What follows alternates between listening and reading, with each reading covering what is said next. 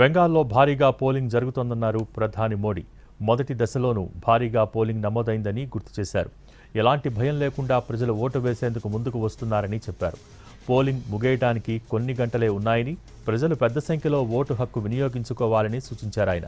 5 రాష్ట్రాల ఎన్నికల్లోనూ రికార్డు మెజార్టీతో విజయం సాధిస్తామన్నారు మోడీ.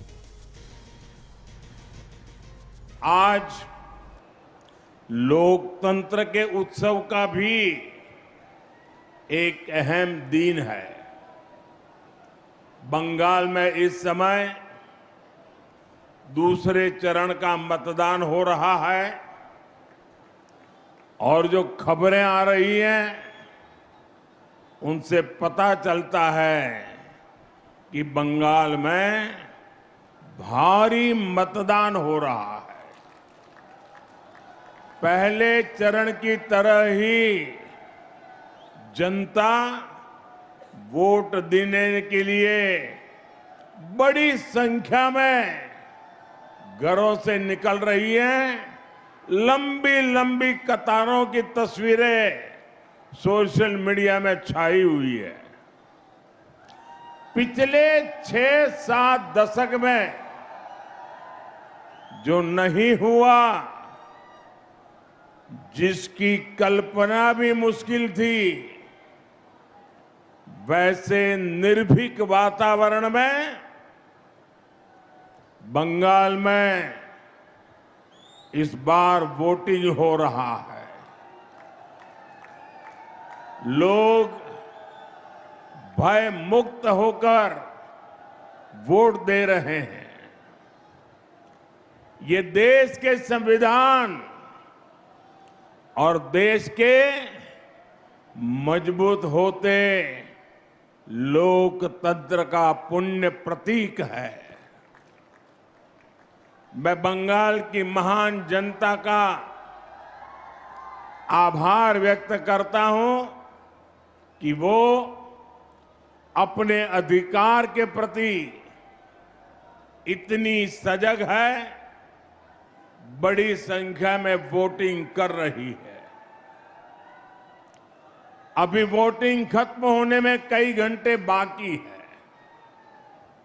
मैं बंगाल की जनता से आग्रह करूंगा कि लोकतंत्र के इस पर्व में ऐसे ही उत्साह से भाग लें।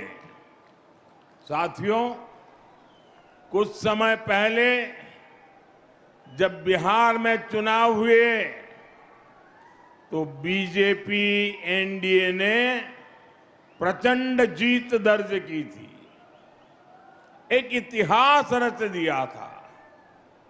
अभी अभी कल ही गुजरात में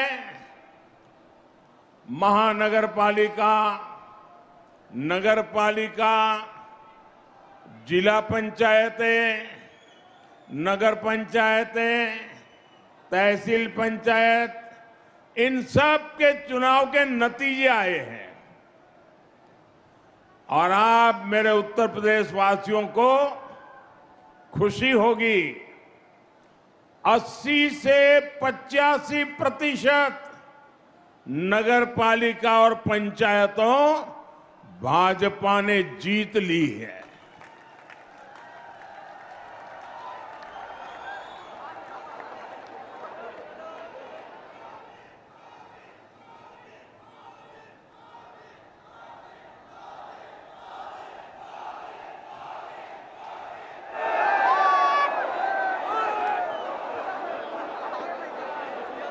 और मुझे विश्वास है कि इन 5 राज्यों के चुनाव में भी भाजपा ऐतिहासिक जीत की हैट्रिक लगाने जा रही है।